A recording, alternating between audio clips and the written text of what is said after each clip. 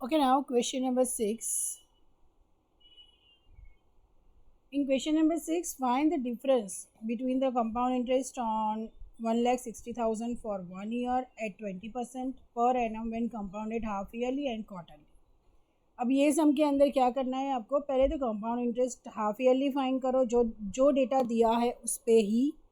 तो principal amount क्या है आपका 1,60,000, ठीक है।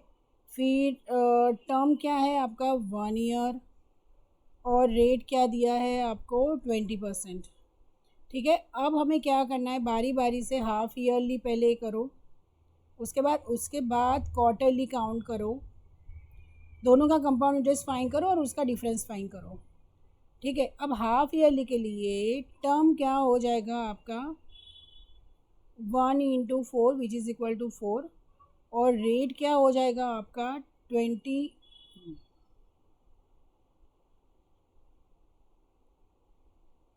हाफ ईयरली के लिए क्या हो जाएगा, term is equal to 1 × 2 which is equal to 2, और रेट क्या हो जाएगा आपका 20/2 विच इज़ इक्वल टू 10%।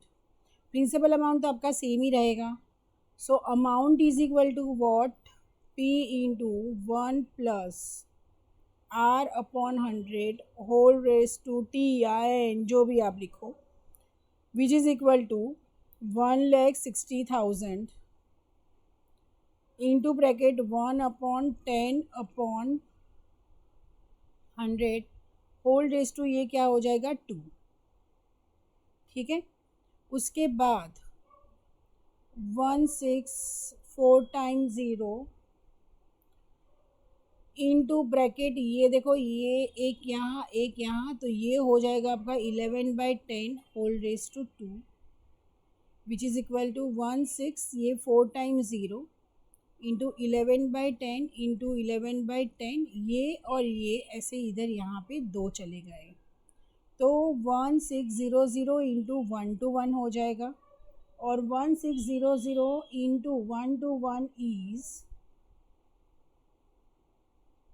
193600, ठीक है। ये तो हमारा अमाउंट आया। अब देखिए कंपाउंड इंटरेस्ट क्या होगा, कंपाउंड इंटरेस्ट होगा it's amount minus principal. Amount है मेरा 193600 और प्रिंसिपल है मेरा 1,60,000, ठीक है। तो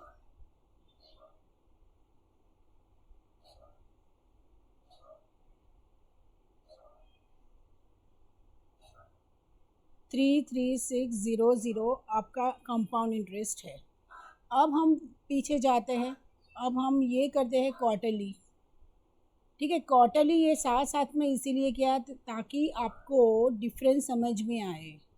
क्वार्टरली में ये टर्म जो है इंटू 4 होगा, rate 20/4 which is equal to 5% हो जाएगा। So amount is equal to P into 1 plus R/100 into 2, so it's 1,60,000 into bracket 1 plus rate क्या है 5/100 डिवाइड बाय ये 4 हो जाएगा, ठीक है। सो 1,60,000 इंटू ये क्या हो जाएगा, देखिए ये होगा 20, सो 21/20, वो भी 4 times, so which is equal to 16 into 21/20 into 21/20 into 21/20 into 21/20। अब देखिए ये जो 4 ज़ीरोज़ है वो तो कट हो जाएंगे इसके साथ, ठीक है। तो ये देखिए ये 2 8 ज़ा, ठीक है, ये भी जाएगा 2 4 ज़ा, ये भी जाएगा 2 2 ज़ा, और फाइनली दिस, ठीक है। तो बचा गया 21 इंटू 21 इंटू 21 इंटू 21, मतलब कि 441 into 441 which is equal to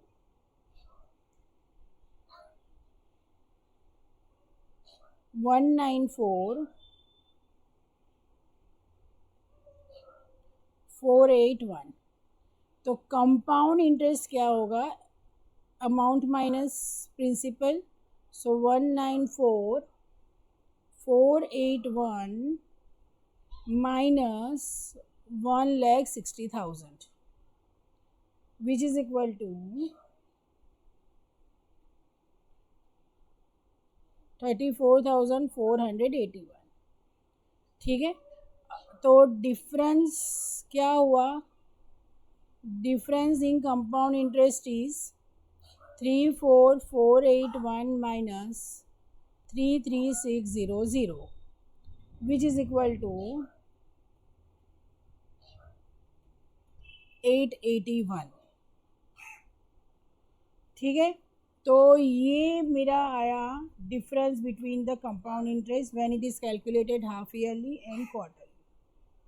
okay, so बहुत ही आराम से करना है, समझ के करना है, इसीलिए मैंने ये दोनों साथ में लिखे हैं ताकि आपको क्वार्टरली और हाफ ईयरली में समझ में आए कि करना क्या है।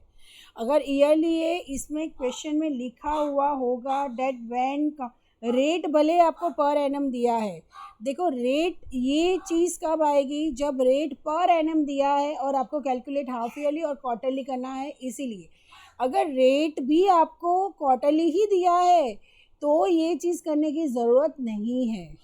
ठीक है, तो लेकिन ये रेट पर एनम दिया है और आपको कैलकुलेट करना है हाफ ईयरली और क्वार्टरली, तो इस तरीके से सम करना है। फाइन, चलिए नाउ नेक्स्ट। कैलकुलेशन बहुत बारीकी से करना है, कैलकुलेटर नहीं होगा एग्ज़ाम में, आराम से करना है, कैसे इजी वे में आप करो वही देखना है। ठीक है, जैसे अगले सम में मैंने 441 इंटू 441 किया, मुझे पता था 21 का स्क्वायर ये है।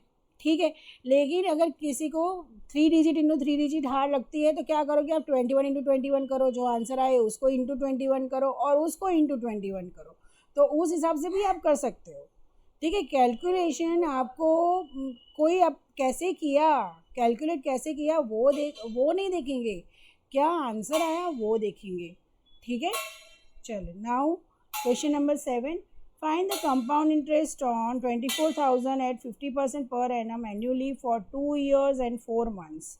ओके, चलिए, so principal amount is 24,000, rate है आपका 15% और टर्म है आपका 2 years and 4 months। अब देखिए ये चीज़ में क्या होगा पता है आपको, 2 + 4 months कर लेंगे, मतलब 2 months तक अमाउंट मिल जाएगा आपका, at the end of 2 years तक अमाउंट जो हम फॉर्मूला से करेंगे। उसके बाद हम 4 month के लिए क्या करेंगे, 4 month के लिए हम सिंपल इंटरेस्ट वाला फॉर्मूला लगा के हम कर लेंगे। ठीक है, चलिए देखते हैं कैसे करते हैं। So amount is equal to 1 plus r by 100 whole raised to t, which is equal to 24,000 into 1 plus 15 by 100 whole upon 2। तो जैसे मैंने बोला था कि आप नीचे 100 रखो, तो ये 115/100 इंटू 115/100 हुआ, तो ये 2 ज़ीरो, ये 2 ज़ीरो कट हो गए, यहाँ पे 1 ज़ीरो और यहाँ पे 1 ज़ीरो कट हो गया। ठीक है, तो यहाँ पे अब बचा क्या, यहाँ पे बचा है 24 into 115 into 115 whole divide by 10 है, रखो कोई दिक्कत नहीं है। ठीक है, वो अल्टीमेटली क्या, ये divide by 10 which is equal to 31740।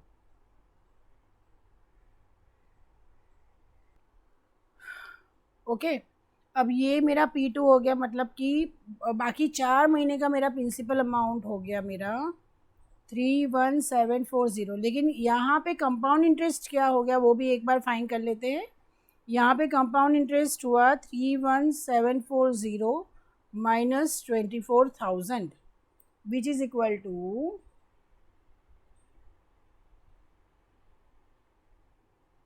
7740।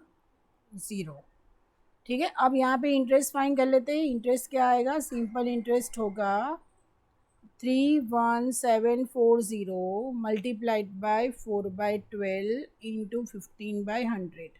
एक ज़ीरो यहाँ पे कट हो गया, ये हो गया 4 3 ज़ा 12, 3174 डिवाइड बाई 3 करूँगी तो आ रहा है 1058। ठीक है, विच इज़ इक्वल टू इंटू 15 कर लो और डिवाइड बाई 10 कर लो तो ये आ गया 1587। सो टोटल कंपाउंड इंटरेस्ट, ठीक है, compound interest is what 7740 plus 1587, मतलब ये 2 साल के लिए और ये 4 मंथ्स के लिए, तो वो आ रहा है 9327। ओके, चलो next question 8।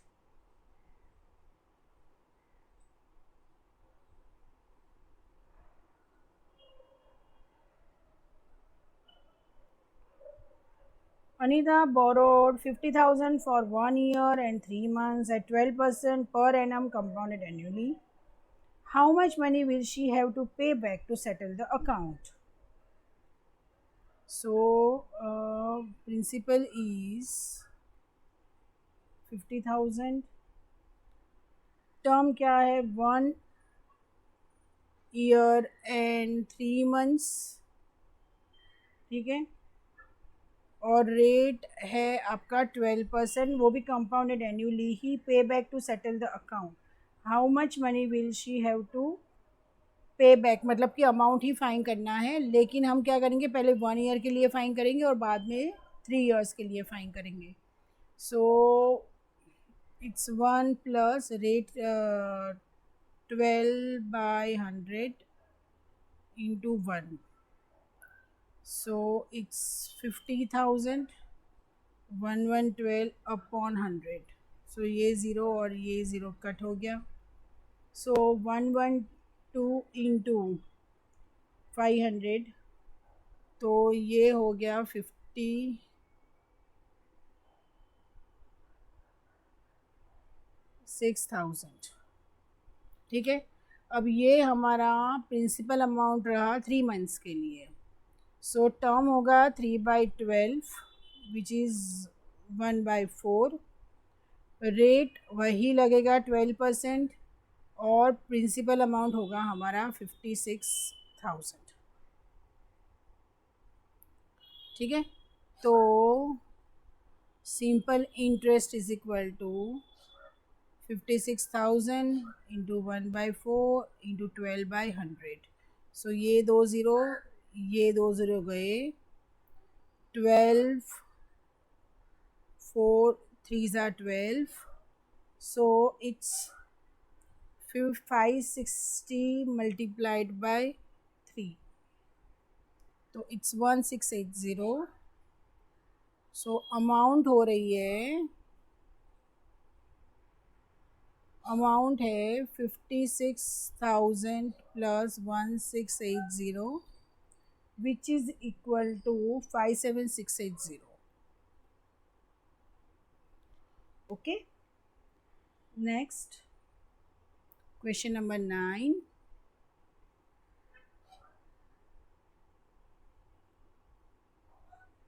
How much will 25,000 amount to in 2 years at compound interest annually if its rates for successive years be 4% per annum and 5% per annum?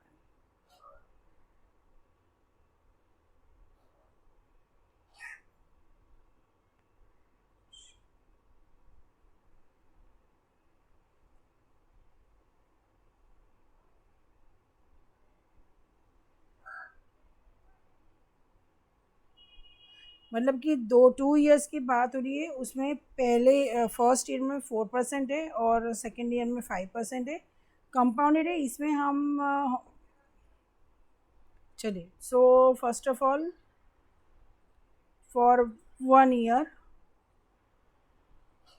Principal क्या है 25,000, टर्म आप 1 ईयर का ही लीजिए क्योंकि रेट ऑफ डिफरेंस, और ये 4 है, पहला 4 है, ठीक है। तो amount will B 25,000 into 1 plus 4/100 into 1, ठीक है। So it's 25,000 into 104/100। सो ये 2 ज़ीरो तो गए, तो which is equal to 250 multiplied by 104, तो वो आ रहा है 26,000। अब ये 26,000 नाउ फॉर सेकेंड ईयर, ठीक है। फॉर सेकेंड ईयर क्या होगा, amount will be 26,000 into 1 plus 5/100 whole raise to 1। So ये तो 20 हो गया। सो 26,000 इंटू 21/20 ये हो गया। यहाँ पे ये क्या 1300, so 1300 multiplied by 21, so it's nothing but 27,300। Okay, चलो now the next question number 10।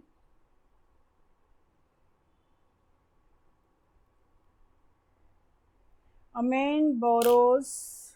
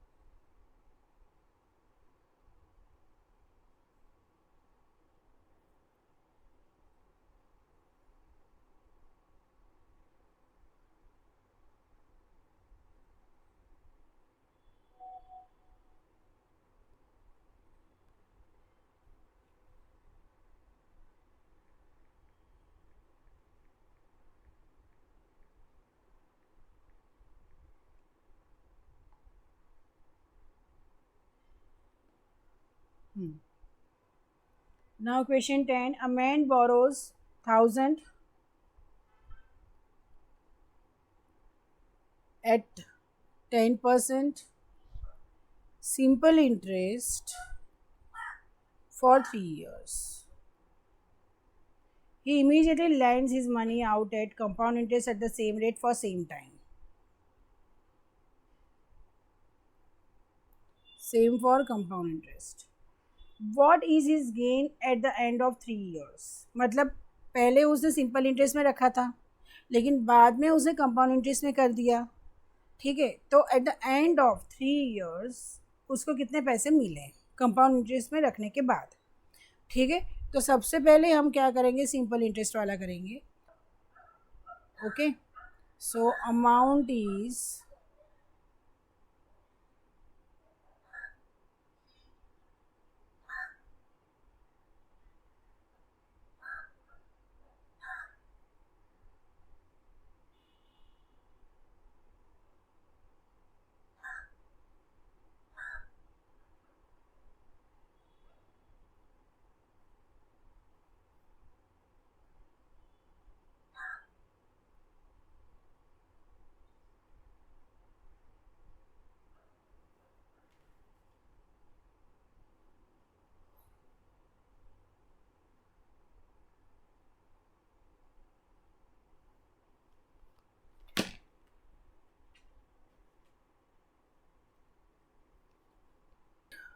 One double 3 1। Now for simple interest, so interest will be 1,000, term क्या है 3 इयर्स, रेट क्या है 10 डिवाइड बाय 100। सो इंटरेस्ट कितना मिला 300। So amount will be what 1000 plus 300 which is equal to 1300। ठीक है, सो कितना मिला उसको, सिंपल इंटरेस्ट में रखा तो 1300 मिला 1000 का, और कंपाउंडेड रखा तो 1331 मिला। ठीक है, सो मैन गेन क्या होगा, 1331 minus 1300 which is equal to 31 rupees, मतलब 31 रुपीज़ का उसने गेन किया।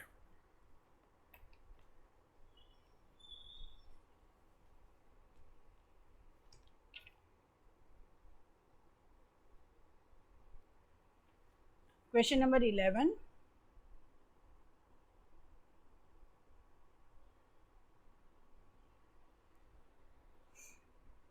which will earn more interest, how much? First है 6000 land at 12% compounded annually for 1.5 years. Principal is 6000, ठीक है, rate is 12% and term is 1.5 years। तो एक पहले फॉर्मूला से कर लेंगे और हाफ जो है वो हम फिर सिंपल इंटरेस्ट से कर लेंगे। ठीक है, तो पहले इसका कर लेते हैं। ईयरली है कंपाउंडेड तो कुछ है नहीं इसके अंदर, so A is 6000 into 1 plus 12/100 whole raise to 1, so it's 6000 into 112/100, so ये 2 ज़ीरो गए, so it is 112 multiplied by 60 जो कि है 6720। ठीक है, अब दूसरा, अब ये जो है एक और सिंपल इंटरेस्ट से कर लेते हैं। सो इट्स 6720, टर्म है 1/2, रेट है 12 डिवाइड बाय 100, सो ये होगा 260 कैंसिल, सो 672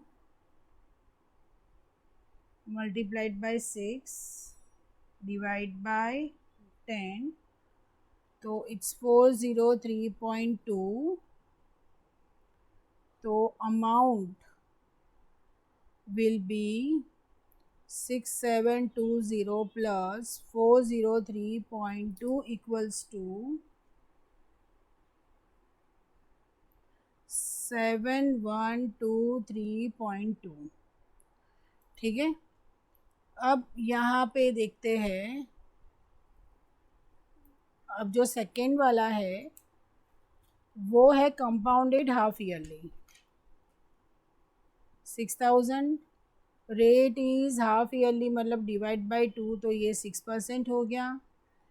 टर्म क्या हुआ, 1.5, 1/2 है तो उसको मैं 3/2 लिख सकती हूँ, और ये मल्टीप्लाइड बाय 2 तो ये 3 हो गया। ठीक है, तो amount is equal to 6000 into 1 plus rate is 6/100, 3, so it's 6000 into 106/100 into 106/100 into 106/100। ठीक है, ये 2 ज़ीरो, ये 2 ज़ीरो, यहाँ पे 1 ज़ीरो, यहाँ पे 1 ज़ीरो गया, नीचे अब बचा क्या, 6 into 106 into 106 into 106 whole divide by 1000। ठीक है, तो इट्स 6 इंटू 106 इंटू 106 इंटू 106,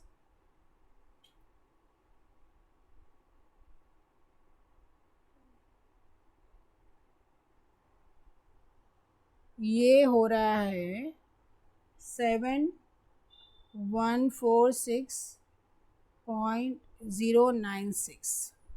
ठीक है, अब देखिए इसमें बड़ा कौन सा है, ठीक है, क्वेश्चन क्या है, and how much, okay, which will earn more interest, interest बोला है, ओके।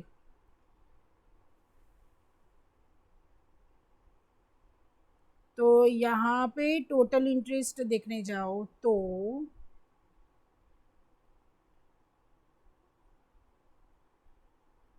20 माइनस 6000, तो ये यहाँ पे 720 हुआ। तो यहाँ पे कंपाउंड इंटरेस्ट क्या हुआ, 720 प्लस 403.2,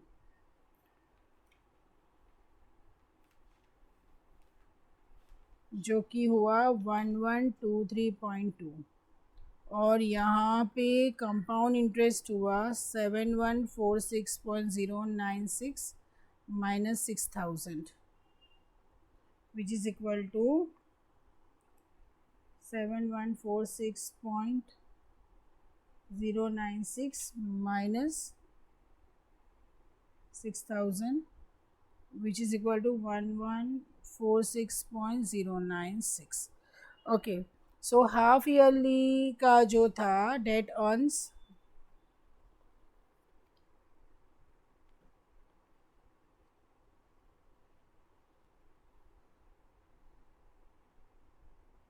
ओके, अब इसका डिफरेंस फाइंड कर लेते हैं।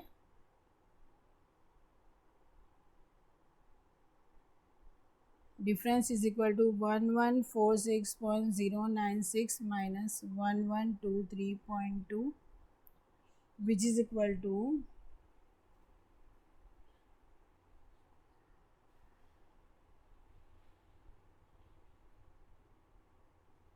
22.896. Okay, so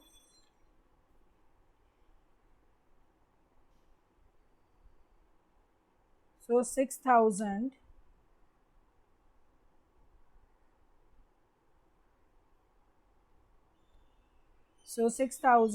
lent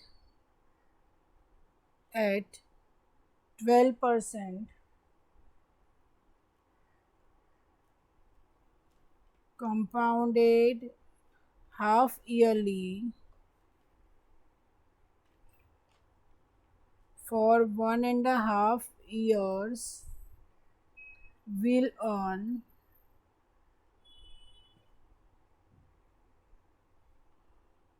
22.90 more as a interest. Okay, so यहाँ पे आपकी एक्सरसाइज ख़त्म हो रही है। अगर आपको और कोई डाउट है तो आप कमेंट में कीजिए, और अगर ये हेल्पफुल लगा हो तो प्लीज़ चैनल को लाइक, सब्सक्राइब और शेयर कीजिए। Thank you.